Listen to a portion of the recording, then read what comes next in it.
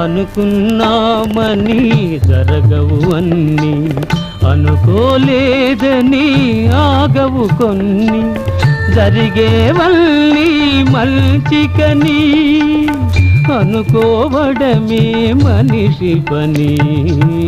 నీ సుఖమే నే కోరుతున్నా, నిన్ను వీడి అందుకే వెళుతున్నా. నీ సుఖమే నే కోరుతున్నా.